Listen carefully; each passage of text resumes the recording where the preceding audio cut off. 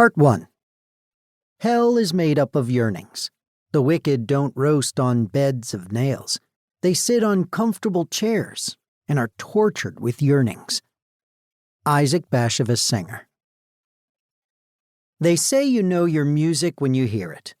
One day that old black magic insinuates itself into a private Walkman you've got inside your head, and you fall in line and dance until you pay the piper.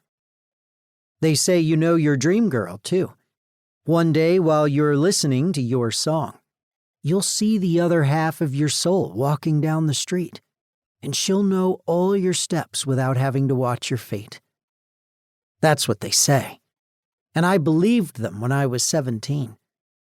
But the simple moral tale I'm about to relate will prove, I think, not only that both those illusions are false, but that God turns a cold and baleful shoulder to those fools who buy into them. But you couldn't tell me that at 17. After all, I knew what was righteous, and I knew what was wrong. I knew what was bright, and I knew what was dark. And then I moved to California in my senior year, and I forgot everything I thought I knew. David Levine at 17. So harmonious it sounds almost ordained.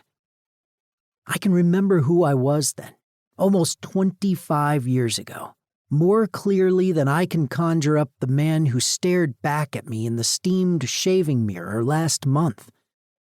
I can summon 17-year-old feelings more readily than I can face 40 some mornings.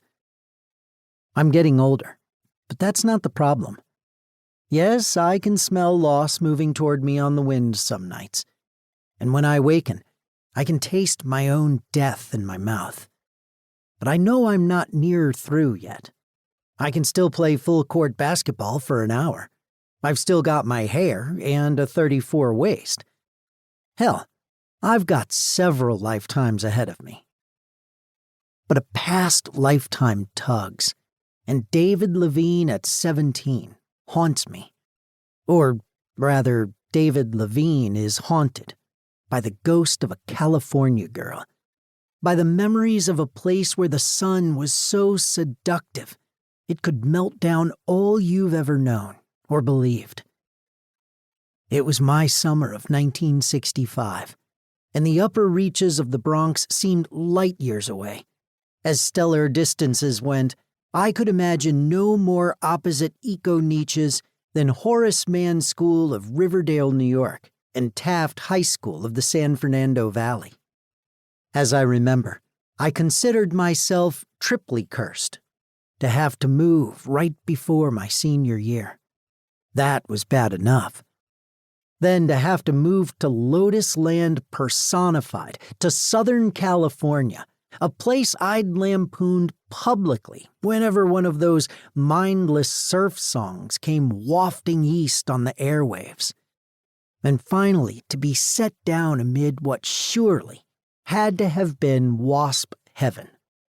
Woodland Hills. The very name offended me. The aforementioned hills were sere and brown. The natives called it gold, for 10 months out of every year. And whatever woodlands might have existed were long since paved over to freeways and bullocks and Bob's big boys. Not that we didn't have plenty of concrete and congestion in the old neighborhood.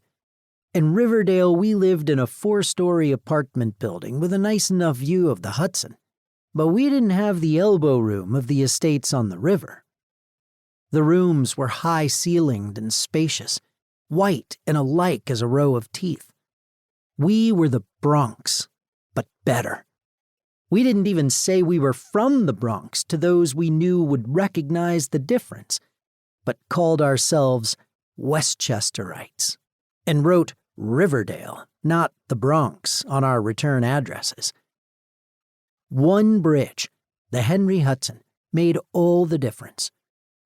Up above the effluvia of the Harlem River, buffered by the leafy sanctuaries of Van Cortlandt and Fort Tryon parks.